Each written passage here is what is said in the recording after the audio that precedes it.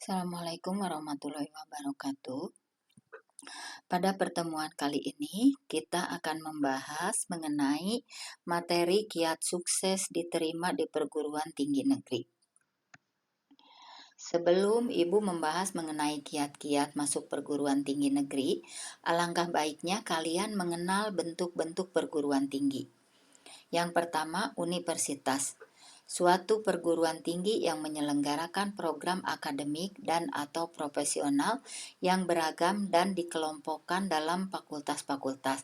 Contohnya UGM, Unpad, UI, UPI, dan lain sebagainya. Yang kedua, institut.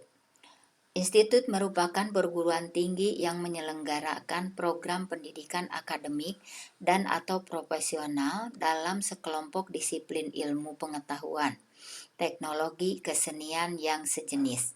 Contohnya ITB, ITS, dan lain sebagainya. Yang ketiga, sekolah tinggi.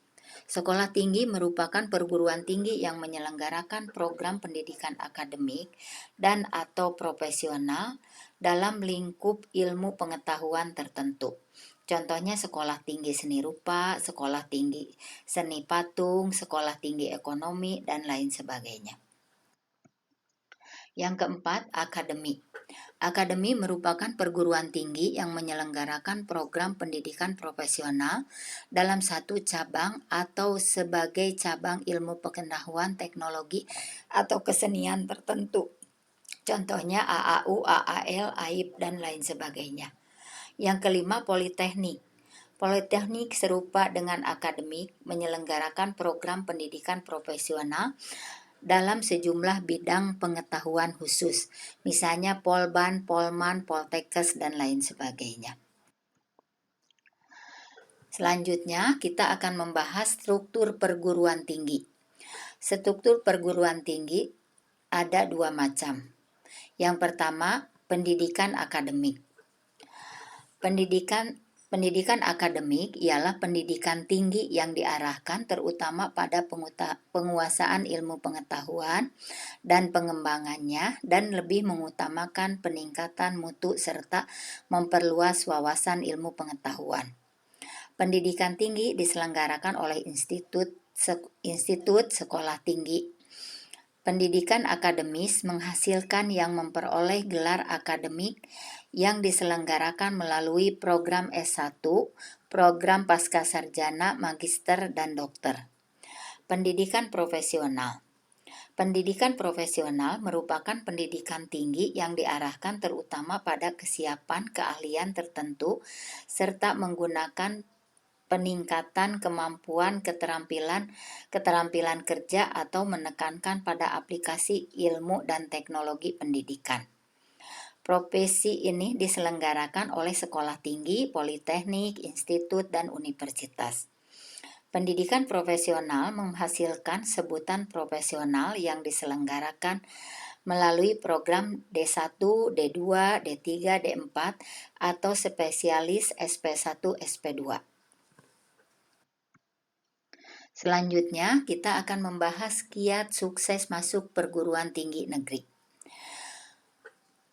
Untuk sukses masuk perguruan tinggi, kita harus mengetahui pilihan jalur seleksi yang tepat.